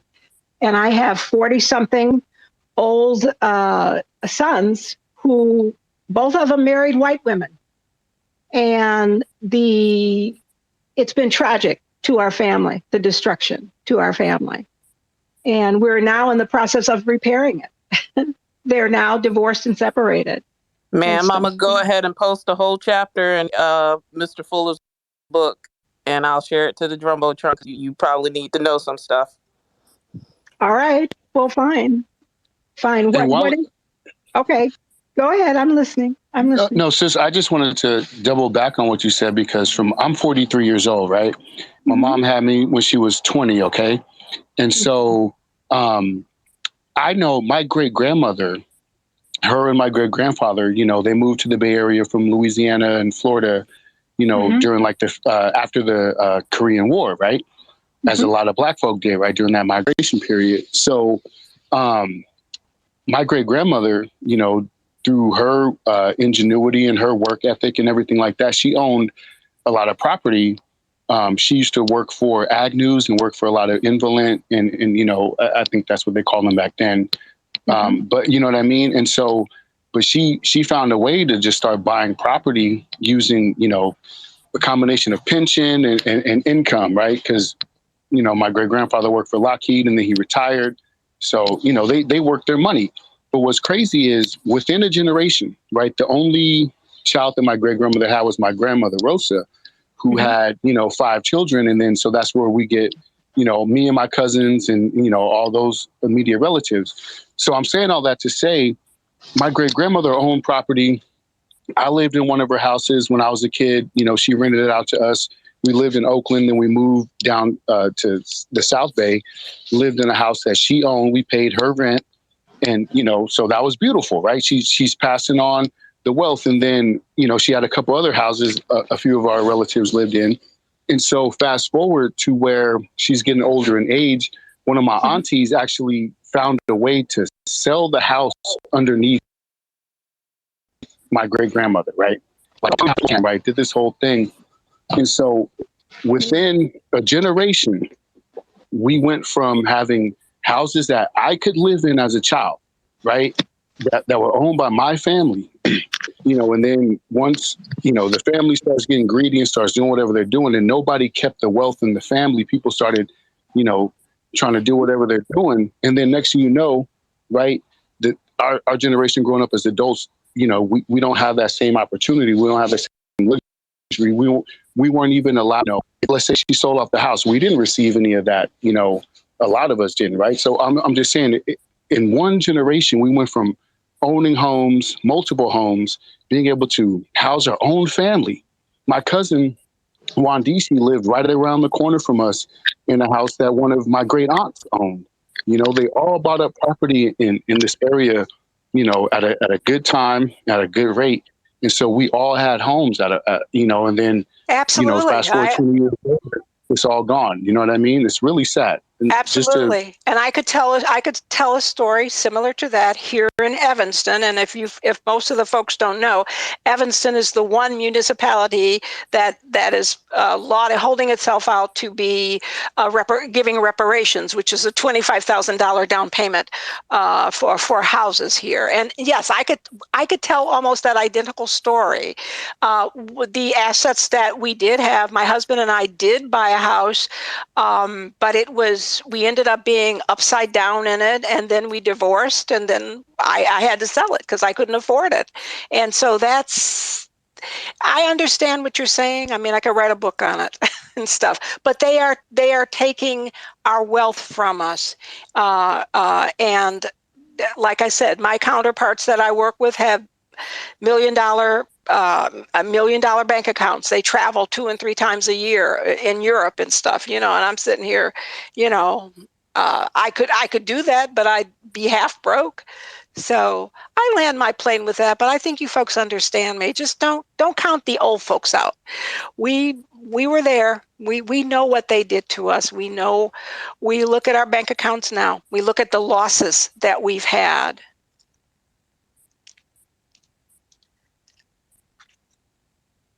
So I'll look in the Jumbotron to see what the young lady was going to post. And I rest my plane with that. And I say hello to everybody. I listen to you all off and on all day. I'm working on it right now, Mrs. Evanston, and I Okay. just wanted to share it with you because it will probably, since you said you talk to your family members, it may be helpful for them to as far as coping. Because I've had my cousin who went through a tragic arrangement, and I shared with him the book, and it kind of helped him process what he went through in that arrangement with this Okay. individual. So that's why I'm posting the whole chapter for you. So I'm about to load it up in just a moment. Okay. Okay. I'll take a look at it. But you folks go on. I'm listening to you. Yes, ma'am. We'll continue those receipts and those conversations. And it's beautiful hearing from the sisters, Bill. So that's why I was falling back. So, Sister Jackie, it's on you. And any more sisters that want to come up here and speak, um, that'll be welcome. No, I just the lady in Evanston. Her voice is so beautiful. She sounds like such a nice lady. So, it's nice to hear her speak. It's nice. But thank you so much. But I wanted to just share, a couple of things. I'm 55 years old.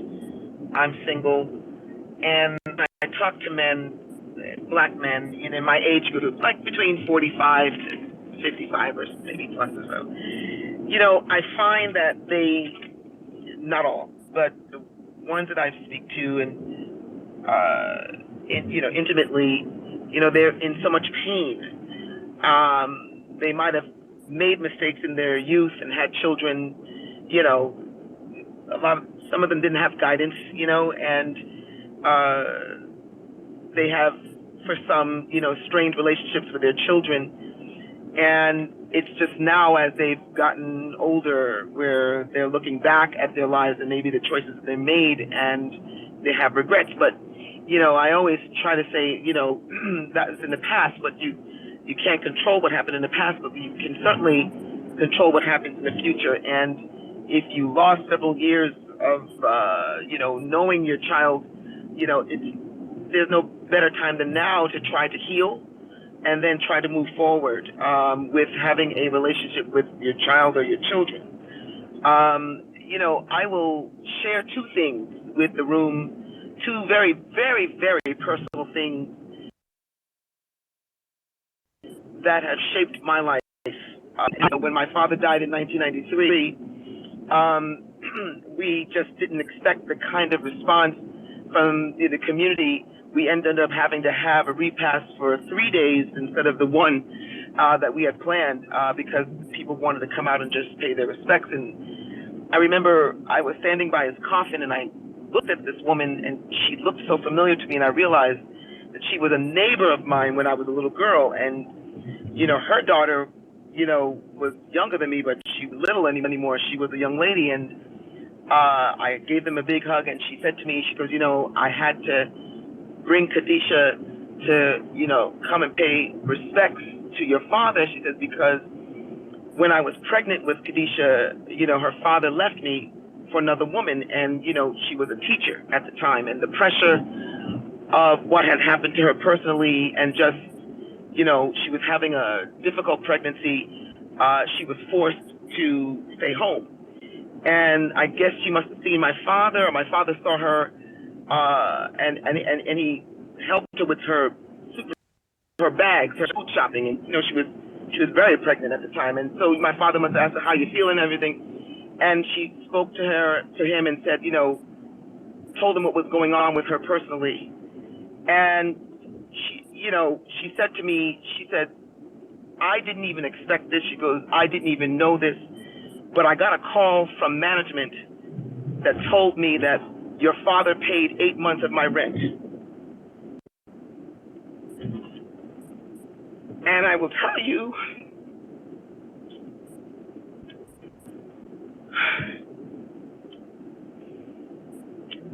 that was that beautiful black man named Juan Winter. I didn't know about it. My mother didn't know about this. Nobody knew about it. The next story I will tell you is when I was very little, man, about 6 years old. My brother was 5, my sister was 3. And my dad had several clothing stores between New York City and New Jersey. He was holding down staff. He was holding the family down. He was putting my mother through school because she wanted to be a nurse. And he had 3 babies at home. And the store that he had in Newark, New Jersey was the main store that supplied every other store that he had in Harlem and another place in Manhattan and stuff like that. And apparently there was a storm, a very, very bad storm that destroyed the roof of the main store. At the time, according to my father, it must have destroyed about $400,000 worth of inventory. And it set him back. And I remember that there was a time where we were having pizza every day, and as kids love pizza. But I remember that it went from euphoria having pizza to like, okay, this is getting to be too much. And it dawned on me. I remember sitting at the table, and my father was drinking tea. My mother was in school, at night school, and we were sitting there eating pizza, and he was drinking tea. And I remember he wasn't eating, and I remember saying to him, "Dad, do you want a bite of my pizza?" And he goes, "No, I want to see you kids eat." Fast forward, when he was dying of pancreatic cancer, I spoke to him about that. And it dawned on me, and I said, "Dad, you weren't eating for 3 weeks because of what happened." And he looked up at me, and he started crying. He starved himself to see his wife go through school and his kids eat. You know, nobody can tell me the love and the strength of a black man. Nobody. You can't tell me, you can't convince me that black love is not formidable. My father went hungry for his family. A black man does that. Black man does that. A black man will uplift a sister that's not tethered to him, but just sees that she's struggling. By any which way he can do it. There's many black men like this. So, you know, through my father's example, it's always been this thing with me that character, more than anything, goes a long way. And I beg my brothers that if you have strained relationships with your children, do what you can to bridge that, because you may not have been in your childhood in the beginning, but it's never late. And I had this man as an example, and he made my mother's dream come true. She always wanted to be a nurse. And we took care of him as he was dying of cancer, because there was nothing in the world that he would not have done for his family. There was nothing in the world that we would not have done for him. If I had to give my arm or my leg to make sure that he could live again and wipe this cancer away, I would have. And so I beg black brothers, we need you. We need you healthy. We need you strong. And we need you to buttress us. We don't need this Kevin Samuels talk. We don't need this Kanye demeaning talk to black women. We don't need this shit about black women don't deserve this and other. And I land my plane with that. Thank you so much.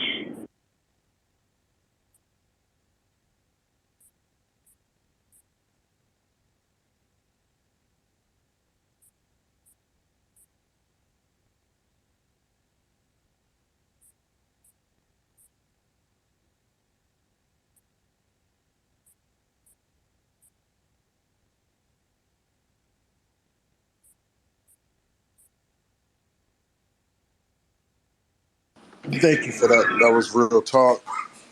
There was a little troll that even came in here. He left. And see, that's what we got to get used to. Talking so real, even the trolls run away. Because the wicked flee when no man pursueth. So even the troll got the fuck up out of here and said, nah, I can't even do that. Even the trolls. I know y'all seen it. I put their leader name in the Jumbotron. I know they seen it. No more talking to the field generals. Sir Major and Re-ups. Those are the errand boys. So he was mentioned as the best FBA, but who gave him the rank? Who pins the medals on the shoulders? That's the one that's motherfucking responsible. Is tariqnasheed using FBA to hinder Black Americans' reparations? There's honorable Black men, and then there's dishonorable Black men. There's honorable Black women, then there's dishonorable Black women. There's an honorable discharge, there's a dishonorable discharge. Honor is everything. There was a little troll that came in here. While the sister was talking, I was waiting for him to try to interrupt. Never even came off the mic, just left. See what happened when you talk real? You ain't gotta talk anti-tether, they don't come in. You ain't gotta worry about immigrants, they won't be bothered with you. When we focus on each other and focus on ourselves, we only have to worry about each other. Everything else takes care of itself. We're so busy focused on everything else that we're not even taking care of ourselves. Self-love is the best love, and charity begins at home. So we have to definitely look at ourselves and tend to ourselves. We got this Sister Dancing Tree Moonwater coming up, but we're going to get the audio, Cyrus. But thank you for that, Sister Jackie. We really appreciate that. Yeah, yeah. I just really wanted to actually, speaking of all the sisters, like just say thank you to all the sisters who really have given us that beautiful wisdom that we can get literally nowhere else on this planet. You know, invoking and evoking. You know. So many things, from mothers to sisters to aunties to women we've been with, everything, that I was hearing and resonating with, just, it's so uplifting. I'm at a loss for words. And, there's even a little bit of a choke up going on because, that's something we all need as brothers. We need to hear that wisdom and delivered and given to us in such a, as only as powerful as it can be coming from, our queens and our empresses and our goddesses. So I appreciate that. And I will yield my time to any sister who wants to continue. Thank you.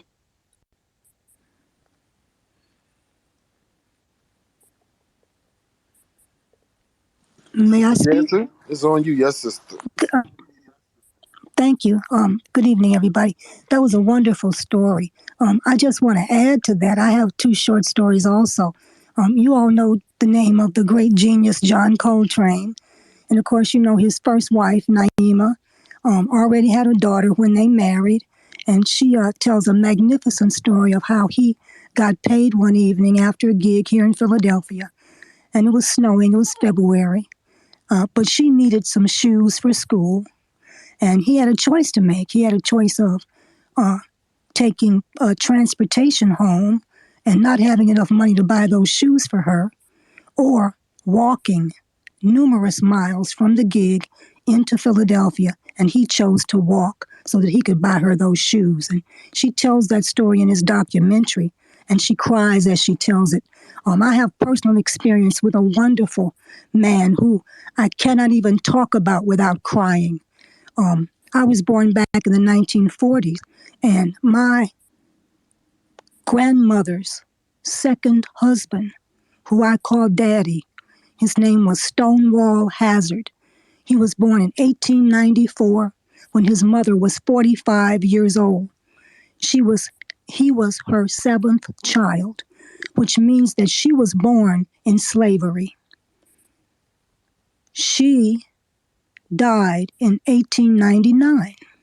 So that in 1948, he was in his mid-50s when he decided that he would take an infant who would have been put in an orphanage. That was me, because my mother had a nervous breakdown.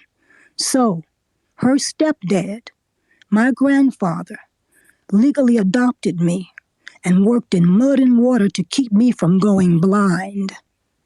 He could not read, he could not write. He protected me. He taught me all the lessons I needed to know to survive. He lived until he was 94 years old. He could not read or write, but he sat in the stands at Cornell University and watched me get a PhD. He was my daddy.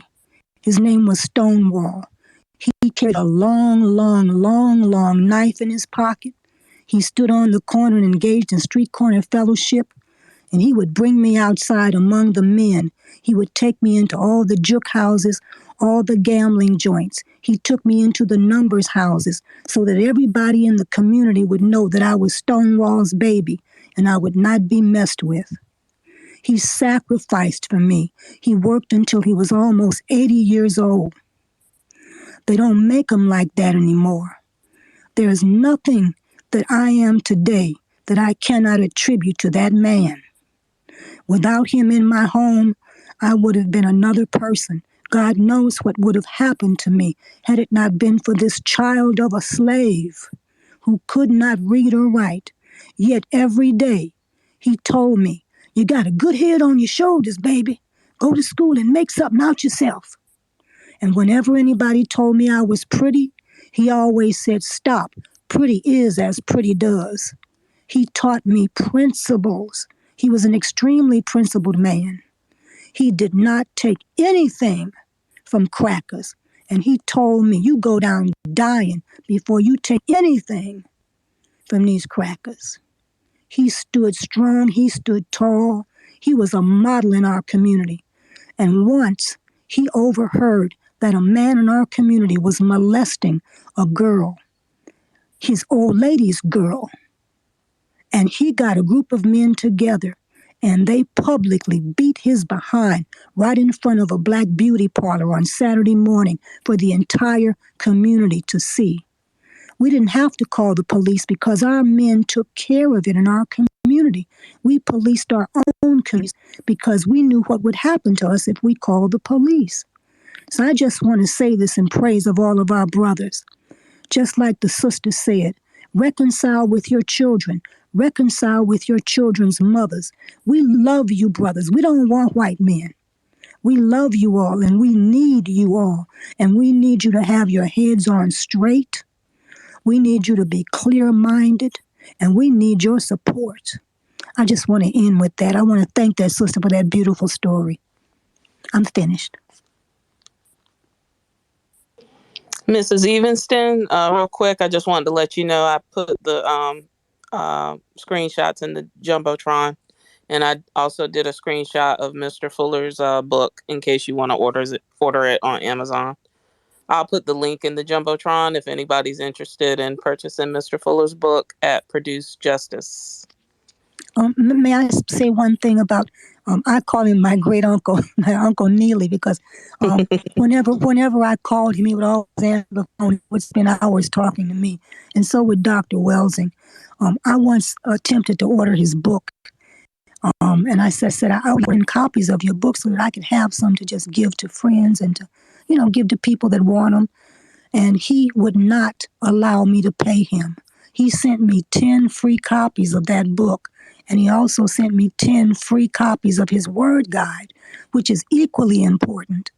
And I asked him, why? No, I can't take these for free. I'll send you a check. He said, no, if you send me a check, I'll tear it up.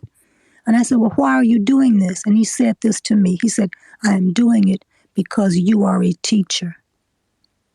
I love Neely Fuller. Thank you for the opportunity to speak again.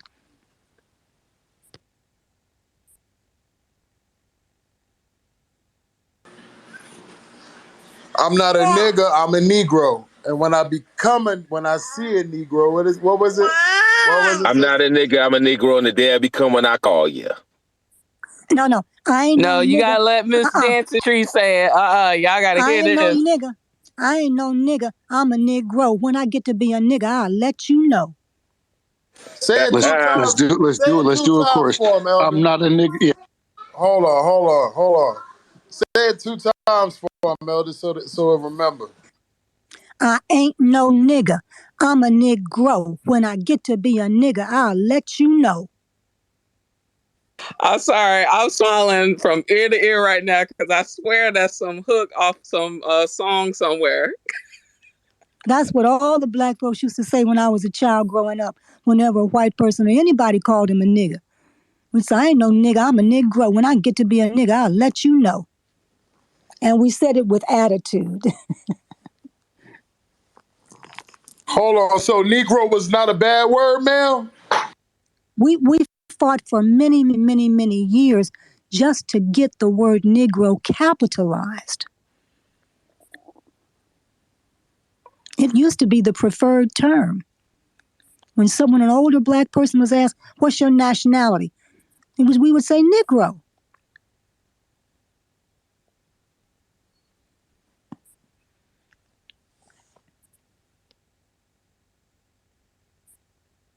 Don't abbreviate me.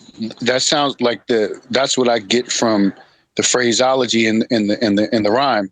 Don't abbreviate me. And when we get to that point, I'll let you know.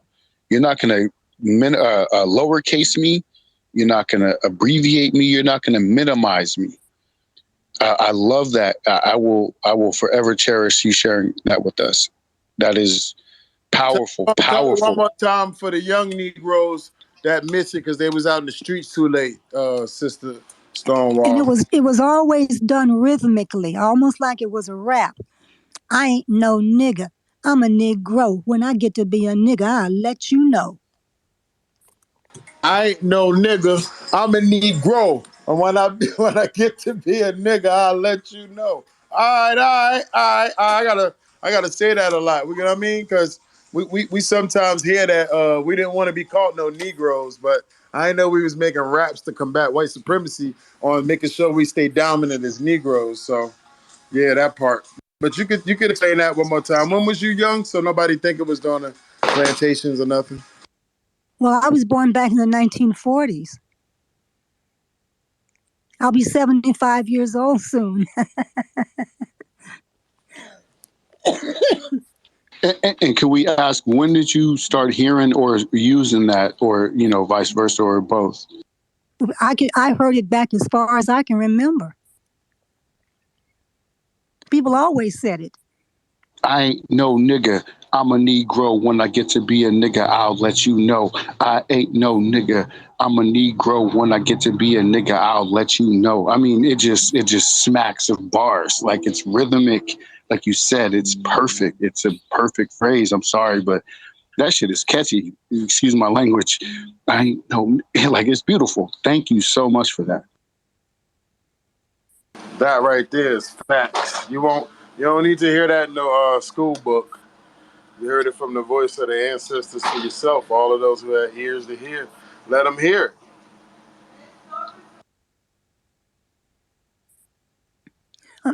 May I speak again? Yes, ma'am. Absolutely, yes, ma'am. I was just thinking about something, especially this thing that's been going on for probably the past 20 to 30 years, or maybe a little more, with the whole hair situation, the purchasing of weaves and the debate over hair and should you go natural, and that whole realm of discussion. And I asked myself the question of how did we get this quote hair hang up? And so I recounted a story when I was about 14 years old. All of my girlfriends had gotten these boyish bob haircuts, and I had not ever gotten a haircut. And so I went to the Madam C.J. Walker Beauty Parlor, got myself a little $4 haircut. And when I came home, my daddy, Stonewall, born in 1894, whose mother and father had been enslaved, he just had a fit. And all the older black people in the community just, oh, that gentleman cut off her hair.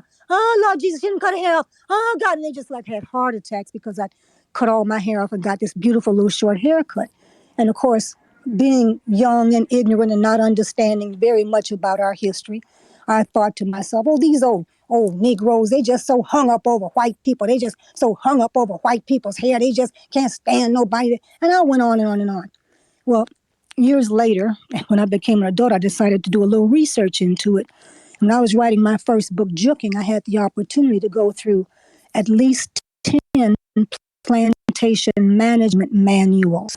As a planter would set up a plantation, leave instructions on how to run it, and then he'd go back to England, wherever he'd come from. And so as I went through these instructions, something dawned on me as I read the instructions for the care and feeding of the bondsmen, of the slaves. And there's a special section on slave women. In there, it was prescribed in every plantation manual I read, as well as every major city that had slave populations. This is after it ends in the North. It was prescribed that the negresses and the mulattresses' hair should be cut twice a year. And I thought, my God, they forced us to cut our hair twice a year. Then it dawned on me as I went through the city records of places like New Orleans, Richmond, Memphis. I looked at New Orleans, Memphis, Richmond, Charleston, Savannah, and several other slave ports. And in each one of those cities, there was a law which said that, quote, a negress or a mulatress could not grow her hair below the top of her earlobes. So that when you saw a black woman that had her hair below the top of her earlobes, it meant that she had agency in her life.